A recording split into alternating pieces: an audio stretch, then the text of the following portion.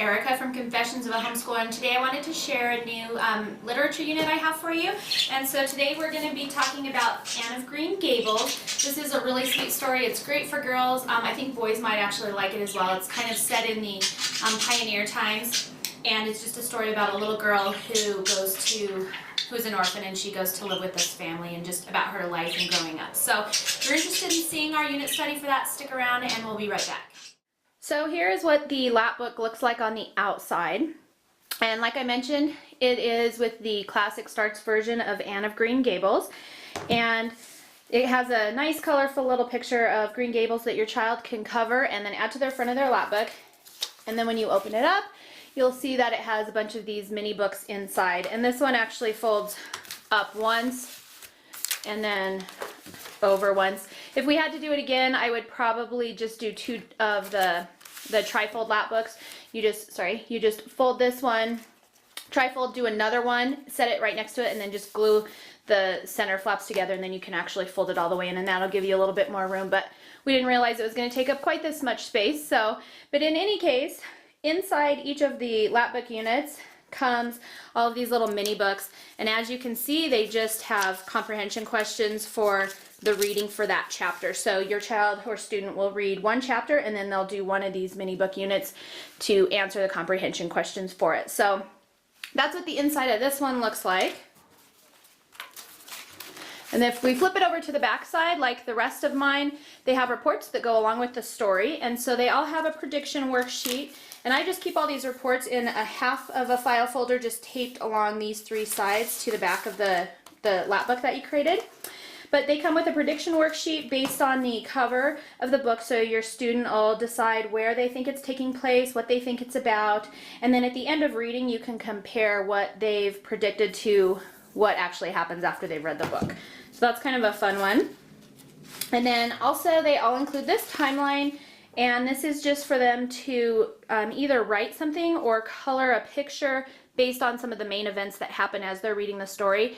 And I just let them do this as they please. I don't really direct this too much. You might need to make more than one copy of this sheet for them if they fill it up and are still reading their story. But it's totally up to them. It's not anything super outlined for you. The next one is our protagonist and antagonist worksheet, where they just list, the two main characters, what the issue might be between them, and what the solution is for the story. And then they'll also fill out just a few facts about the story with the setting, the plot, the main characters, and their favorite thing about the story. And then finally, they all come with a book report where they'll list the author, the illustrator, a brief summary of the story, and then their actual report on it, their opinion of what they thought about it, and then there's also a spot for an illustration for them.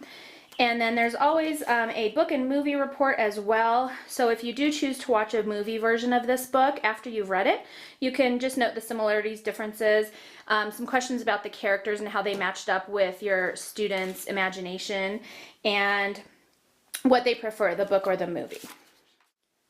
So like I said, I just store all of the reports in this little handy pocket on the back of our Lapbook, and that just kind of keeps everything together in one nice neat package.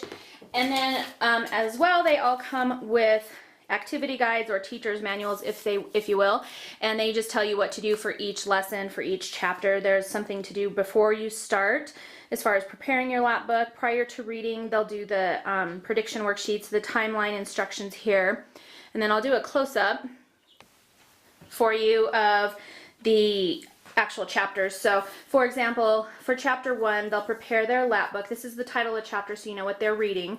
And then they'll also do the chapter 1 mini book, and it just tells them how to prepare that. And then there's questions on their worksheet, and then these same questions are right here on your teacher's manual along with the answers. They don't have the answers obviously, but you do, so that if you assign this out to them as like an individual type project, you can make sure that they're actually reading and understanding the book without having to read it yourself ahead of time, and it just makes it a lot easier for you to grade their work, make sure they're actually understanding what they're reading, since that's kind of the goal.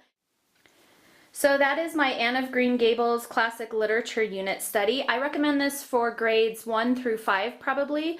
Kindergarten, I have done it with kindergartners. I usually will read the story to them, and then instead of having them write something on the inside of the book if they're not quite comfortable with writing yet, you can have them draw a picture that kind of represents what happened in the chapter to them. So you can kind of tailor it a little bit, and for your older students you can have them do the reports, which make it just a little bit more challenging for them. So that is my Anne of Green Gables Classic Literature Unit study, and if you have any questions, feel free to email me at erica@confessionsofahomeschooler.com, or you can find out more information on these units on my website at www.confessionsofahomeschooler.com. So I hope you enjoy this one, and I will see you next time.